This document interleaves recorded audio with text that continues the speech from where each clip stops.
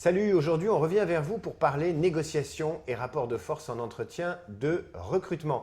On va le faire avec quelqu'un qui a une longue carrière politique, devant lui sans doute, et derrière lui c'est certain, il a été ministre de l'Agriculture, d'où la négociation, le rapport de force, et puis il a un hobby, il écrit. Il vient de publier Jour de pouvoir chez Gallimard, on est avec Bruno Le Maire, bonjour. Bonjour.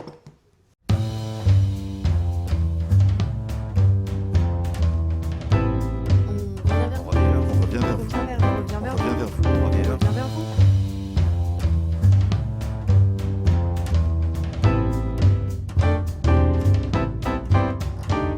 Vous avez un souvenir d'un premier entretien de recrutement qui ne soit pas l'oral de l'ENA? Un entretien de recrutement pour être pompiste. C'était pour un petit job d'été et je m'étais présenté chez le gérant de la station-service qui m'avait arrivé bien propre sur moi en disant voilà, je voudrais être pompiste pendant l'été. Et il m'avait interrogé en me disant mais c'est quoi vos motivations? Qu'est-ce que vous venez faire là? Vous n'avez pas la gueule d'un pompiste. Et ça avait marché, parce que je lui ai expliqué qu'il fallait que je puisse me payer mes vacances. Et puis voilà, ça avait bien marché. Alors c'est vrai que vous n'avez pas la gueule d'un pompiste. Est-ce que c'est un avantage d'avoir une gueule de premier de la classe? Non. C'est pas un Non, avantage? c'est pas un avantage du tout. C'est pas un avantage du tout, c'est qu'après les gens se trompent sur vous. Ils pensent que vous n'êtes pas déterminé, que vous ne savez pas vous battre. Comment vous donneriez des rudiments à ceux qui vont nous regarder de négociation? La négociation, c'est d'abord une relation humaine. Ensuite, les conseils que je donnerai, ils sont très simples. Le premier conseil, c'est d'avoir très bonne maîtrise de chacun des dossiers que l'on a à négocier. Deuxième règle de négociation, être toujours le premier à poser le papier sur la table. Celui qui met la proposition sur la table prend la main sur la négociation. Troisième règle, toujours définir avant jusqu'où on n'ira pas. Quelle est la ligne qu'on ne franchira jamais. Qu'est-ce que vous avez appris des cultures mondiales en négociant ou en tentant de négocier? Est-ce qu'il y a des spécificités régionales dans le monde globalisé d'aujourd'hui? Ce n'est pas du tout la même chose de négocier avec un Russe, de négocier avec un Chinois, un Britannique ou un Allemand. Chacun a ses règles. C'est-à-dire que les Allemands, par exemple, vous n'arriverez pas à définir de compromis dans lesquels il y ait la moindre ambiguïté. Ils veulent que les choses soient carrées, réglées dans les moindres centimètres, dans les moindres détails. Ils ne laisseront aucune place à l'ambiguïté. Avec les Britanniques, c'est très différent. On est très souvent, ne serait-ce que parce que la langue britannique permet ce genre d'ambiguïté, il y a souvent des accords qui ne sont pas forcément toujours très clairs. Il y a des zones d'ombre, mais enfin, on s'entend sur cette base-là. Et puis, la négociation avec les Français, c'est que, pour moi, c'est un peuple très intelligent. Donc, vous ne pouvez pas leur vendre des vessies pour des lanternes. C'est une négociation qui peut être très raisonnable. Quand vous négociez avec les Chinois, la part d'instinct, la part humaine est beaucoup plus réduite parce que là, vous êtes vraiment dans le rapport de force brut. Les Américains ne comprennent aussi que le rapport de force.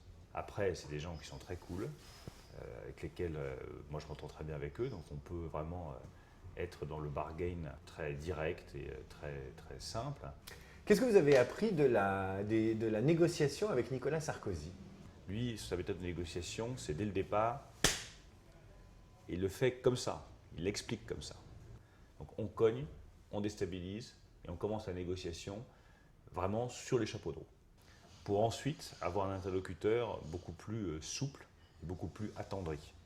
Et puis au fur et à mesure, on lâche du lest. En gros, il attendrit la viande, pour faire simple. Quel est le défaut que vous n'avez pas? Je ne suis pas colérique. Vous n'êtes pas colérique. Je suis égal d'humeur. Égal d'humeur, c'est vrai. Voilà. Quelle est la qualité professionnelle, je parle bien de qualité professionnelle, que vous aimeriez acquérir? Je pense que le vrai progrès, il est dans la capacité à se révéler, à se montrer, à passer par-dessus sa pudeur naturelle et être soi-même. Est-ce qu'il y a un coach? Est-ce qu'il y a un analyste? Est-ce qu'il y a quelqu'un comme ça à qui vous pouvez parler et sans avoir le sentiment que quelqu'un a l'ascendant sur vous? Mon meilleur coach, mes meilleurs coachs, c'est les gens qui me sont le plus proches. C'est ma femme, c'est mes enfants.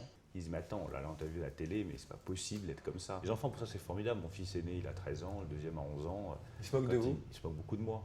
Quand je dis un truc qui paraît trop sérieux à la télé, je les entends dans l'oreille en train de me dire, mais quel bolos celui-là. Bolos. C'est la dernière vanne que vous avez prise dans la tête. Ah oui, quel bolos, j'entends beaucoup.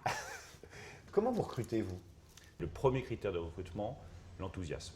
Je ne veux pas de gens qui calculent, qui font des plans de carrière. et qui se disent ça va faire bien de connaître Bruno Le Maire pour demain faire ceci ou faire cela. Cela, je n'en veux pas. Deuxième point très important, moi je travaille avec des gens qui pensent d'abord à autre chose qu'à eux-mêmes, qui pensent à un idéal. Et puis évidemment, j'attache beaucoup d'importance aussi à la diversité des profils. Dans un entretien avec quelqu'un, quel est le détail qui tue? Le truc rédhibitoire pour moi, c'est le regard fuyant. Là, c'est pour moi un signal d'alerte très très sérieux. Quelles sont vos 3 questions fétiches quand quelqu'un se pointe et veut travailler avec vous? Je demande toujours à la personne pourquoi tu viens, pourquoi tu viens me voir, pourquoi tu viens travailler avec moi. Deuxième chose, c'est quoi ton rêve dans ta vie? La troisième question que je pose aussi très directement et très souvent, c'est la disponibilité.